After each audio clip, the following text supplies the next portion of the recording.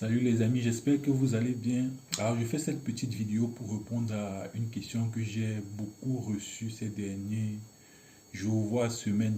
Du coup, c'est mieux de faire une vidéo pour répondre de façon globale. Alors vous m'avez pour la plupart tous posé la question sur les conditions de vie en Belgique et à peu près ce qu'il faut prévoir sur le plan financier pour vivre en Belgique. Au moins les premiers mois, le temps d'avoir un job étudiant pour ceux qui veulent bosser. C'est une question qui est relativement difficile à répondre avec exactitude et excusez-moi d'emblée de ne pas le faire. Je ne vais pas vous dire que vous avez besoin de 500 euros, 400 euros chaque mois pour survivre. C'est une question qui est compliquée à répondre parce que la réponse dépend de beaucoup de facteurs. Ça dépend de la ville où vous habitez, ça dépend de vos standards de vie, ça dépend de votre âge parce que quand vous êtes moins âgé, vous avez certaines facilités en Belgique que quand vous êtes beaucoup plus âgé. Donc du coup, je vais prendre en fait les aspects principaux des dépenses en Belgique en fait et vous donner à peu près une certaine marge. Alors de base, il faut savoir que en Belgique, la principale dépense pour un étudiant, c'est le logement. Le logement est super cher en Belgique comparé aux pays d'Afrique. Alors si tu es à Bruxelles, si tu comptes vivre à Bruxelles, Bruxelles c'est la ville qui est le plus chère en matière de logement. Les autres villes sont légèrement un peu moins chères par rapport à Bruxelles. Déjà à Bruxelles, il faut prévoir en moyenne au minimum 350 euros, voire 400 euros, voire plus pour un logement en colocation. Donc vous devez prévoir chaque mois en moyenne environ 400 euros, toutes charges comprises pour un logement. Et pour entrer dans un logement, il faudrait payer 2 mois de caution.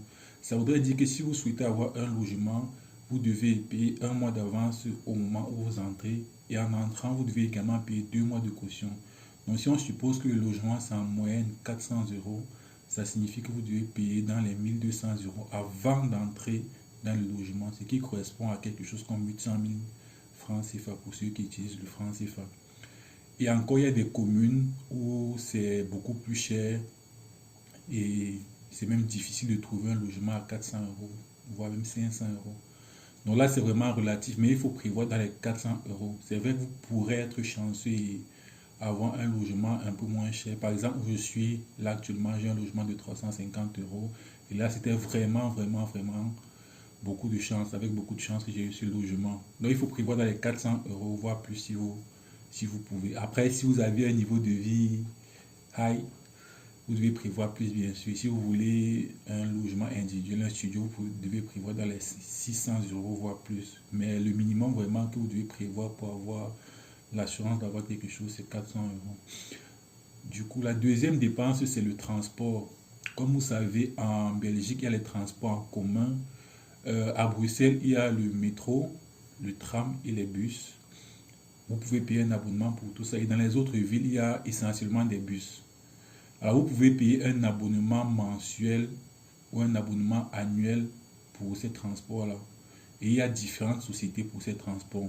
Mais de façon globale, vous devez savoir que quand vous êtes âgé de moins de 26 ans en Belgique, vous avez certaines facilités pour les transports. Et quand vous êtes âgé de plus de 26 ans, vous payez en fait comme une personne qui travaille entre guillemets. Du coup, si vous êtes à Bruxelles, il y a ce qu'on appelle la STIB. C'est la société qui contrôle les transports en commun à Bruxelles. Donc, vous pouvez payer un abonnement de la STIB qui consiste, donc avec lequel vous pouvez prendre le métro, le tram et le bus, voilà, pour vous rendre dans les différents lieux où vous allez effectuer vos activités. Alors, si vous avez moins de 26 ans, cet abonnement coûte 12 euros par an. Donc, chaque année, vous devez payer seulement 12 euros pour une année. Mais si vous avez plus de 26 ans, vous devez payer 49 euros chaque mois. Donc, chaque mois. Donc, en un an, ça fait autour de 580 euros par là. Donc, vous voyez donc qu'il y a une différence drastique quand vous êtes âgé de moins de 26 ans comparé au prix des plus de 26 ans. Voilà, en dehors de ça, quelque chose que je ne conseille pas forcément en hiver, il y a également des vélos et trottinettes électriques qui sont publics. Vous pouvez également payer un abonnement. Il y a d'ailleurs un abonnement que j'utilise, DOT, une autre société de vélos et trottinettes électriques publiques. que j'utilise pour faire mes livraisons de repas. Et l'abonnement, c'est, je crois, 39 € par mois. Donc ça, c'est surtout pour ceux qui sont âgés de plus de 26 ans. Si vous ne voulez pas payer l'abonnement de la STI, vous pouvez payer un abonnement de trottinette. Il y en a des abonnements plus bas. Voilà, c'est une alternative, quoi. Et on en a vraiment beaucoup dans la vie, donc vous ne pouvez pas manquer. Voilà, la troisième dépense, c'est la nutrition. C'est la chose qui est certainement le plus abordable en Belgique et en Europe de façon générale. La nourriture est relativement moins chère. Moi, je juge qu'avec normalement 80 € par mois, un étudiant moyen est capable de s'en sortir sur le plan de la nutrition. Et en plus de ça, il y a des aides pour les étudiants. Il y a des ONG qui distribuent des paniers repas pour des étudiants à 4 € par semaine. Ça veut dire que vous allez dans ces épiceries-là, les épiceries qui sont en partenariat avec ces ONG-là, vous donnez 4 € et vous avez droit à un panier repas et vous pouvez y aller une fois par semaine. Il y en a d'autres même qui le font le week-end pour 1 €.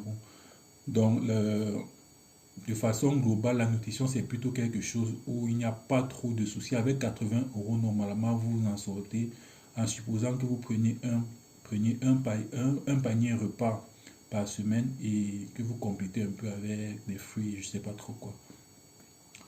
Voilà.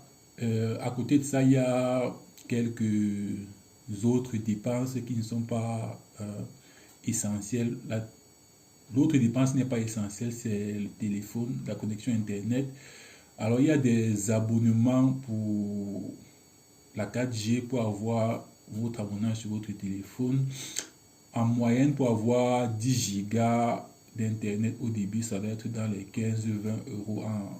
Ça dépend bien entendu de la société. Que ce soit chez Orange, je crois que c'est 20 €, Lika c'est 20 € aussi. Donc, c'est à peu près entre 15 et 20 €. Et pour un abonnement illimité, c'est dans les 25 €. Donc, vous devez compter dans les 15 à 25 € pour votre abonnement d'Internet. Normalement, dans la plupart de vos logements, vous avez le Wi-Fi gratuit, illimité. Voilà, je crois que c'est à peu près ça l'ensemble des dépenses principales qu'un étudiant doit faire en Belgique. Après, les autres sont vraiment accessoires pour le plaisir et voilà. Alors, c'était tout pour cette vidéo. Ciao!